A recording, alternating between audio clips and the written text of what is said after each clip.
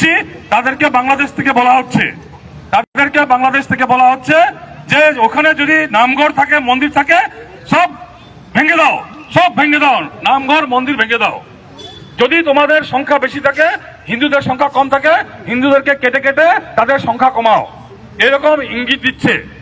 আর আমরা এখানে কি করছি?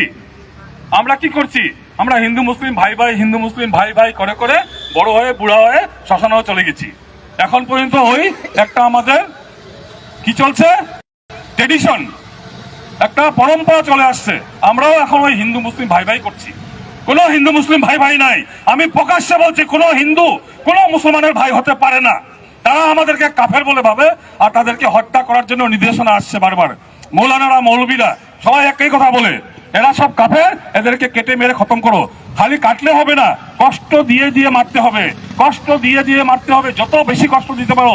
যেরকম দীপু দাসকে দেখেছেন না আপনারা, কত টর্চার করেছে, কত মেরেছে, একবারে মারেনি।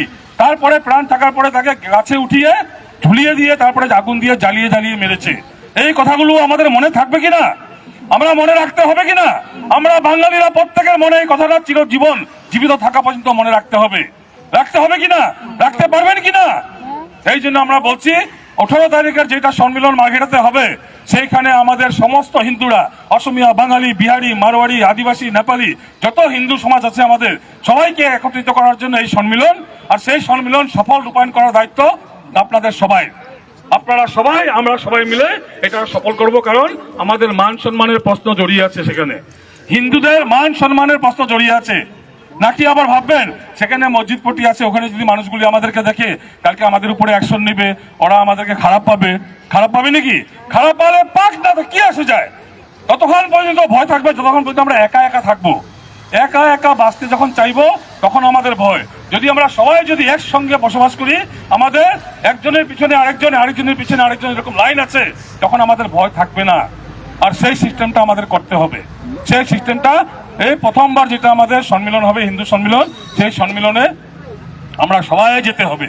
সেদিন আমরা এখানে খিচুড়ি পাই না পাই মতলব নাই, কিন্তু আমার চেহারাটা দেখাতে হবে। আমি খিচুড়ি খাওয়ার জন্য যাব না, কি বলে হিন্দুদের সম্বন্ধে সেটা জানতে আর শুনতেই যাব। আর যাওয়ার সময় আমাদের ছোট ছোট ভাই বোনদেরকে, ছোট ছোট ভাতিজিদেরকে সঙ্গে নিয়ে যাবেন। তারাও শুনুক, তারাও জানুক হিন্দু জিনিসটা কি। মার পেটের থেকে শুনে আসার পরে এখন পৃথিবীতে এসে বহুত কিছু শুনছে, ভয় সবচেয়ে বেশি শুনে। সেই ভয়গুলো দূর করবার জন্য নিজের ছেলে মেয়েদেরকে, ভাতিজি সবাইকে নিয়ে সেখানে যাবেন। তারাও হিন্দু সমাজটাকে আছে শেখার দরকার আছে। এই জন্য সকল ছোট ছোট ছেলে মেয়েদেরকেও লগে নিয়ে যাবেন। লাগলে টিউশনি একদিন বন্ধ করবেন, কারণ হিন্দুদের কথা, আমাদের সম্মানের কথা, সেটা চিন্তা করে আমাদের ছেলে মেয়েদেরকে নিয়ে যাবেন। এখন একটা কথা চিন্তা করে দেখেন, দীপু দাসকে হত্যা করেছে এত বর্বর ভাবে। আমরা আন্দোলন করেছি, আমরা প্রতিবাদী সমদল বের করেছি, মিডিয়ার আগে বলেছি, বাংলাদেশি মিয়াকে এখান থেকে দাঁড়িয়ে আমরা শান্ত হবো বলে বলেছি, কত বিচ্ছিরি ভাবে তাদের বিষয়ে বলেছি। তারা নরপিচাস। আমি এখন বলছি আপনাদেরকে, এই বাংলাদেশি মিয়া সব নরপিচাস। তারা আমাদের মানুষদেরকে খুব যত বেশি পারে অত্যাচার করে মারতে চায়। বাংলাদেশে খালি দীপু দাসকে মারা হয় নাই, দীপু দাসের পরে অমৃত মন্ডলকে মেরেছে, জানেন কিনা? অমৃত মন্ডলকে মেরেছে। তারপরে বহুত ঘরে রাত্রেবেলায় তারা মেরে পেট্রোল ঢালে আগুন দিয়ে জ্বালিয়ে দিয়েছে। ছোট ছোট 3টা মেয়েকে কদিন আগে দেখলাম রাস্তার উপরে জ্বালিয়ে দিয়েছে। আর প্রতিদিন তারা মারছে। ইসকনের মহাপ্রভু, এখানে তো ইসকনের সঙ্গে জড়িত বহুত মায়েরা আছেন না? অনেকে গোপালও নিয়েছেন কিনা? তারা ইসকনের মহাপ্রভু যে ছিল ওখানে চিন্ময় প্রভুকে বিনা দোষে নিয়ে জেলে ঢুকিয়ে দিয়েছিল, মনে আছে কিনা? পেয়েছিলেন না? আজকে 2 বছর 3 বছর ধরে যখন থেকে মোহাম্মদ ইউনূস এসেছে প্রধানমন্ত্রী হয়ে, তখন থেকে হিন্দুদের উপরে এই মৌলবাদীদের আক্রমণ মানে কন্টিনিউ চলছে। প্রতিদিনে আমাদের মহিলাদের উপরে বলাৎকার হচ্ছে, আমাদের মহিলাদের হত্যা হচ্ছে, মেয়েদের বলাৎকার হচ্ছে, জবরদস্তি আমাদের মেয়েদেরকে উঠিয়ে নিয়ে চলে যাচ্ছে। এগুলো বাংলাদেশে হচ্ছে। এটার কি প্রতিকার নেই? কখন হবে প্রতিকার? যখন আমরা সমস্ত ভারতবর্ষের সব হিন্দু যখন এক হয়ে যাব, তখন এটার প্রতিবাদও ভালো মতন দিতে পারবো আমরা, ঠিক কিনা?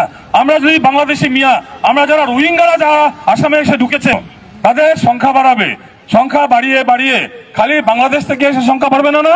তারা জন্মের হার আমাদের একটা বিয়ে করে, ঠিক কিনা? আমাদের সমাজে একটা বিয়ে করে, 2টা বিয়ে করলে একটা বউ ঘর ছেড়ে চলে যায়। যাই কি না? আমাদের সন্তান কয়জন? আমাদের বাঙালিরা বহুত স্ট্যান্ডার্ড,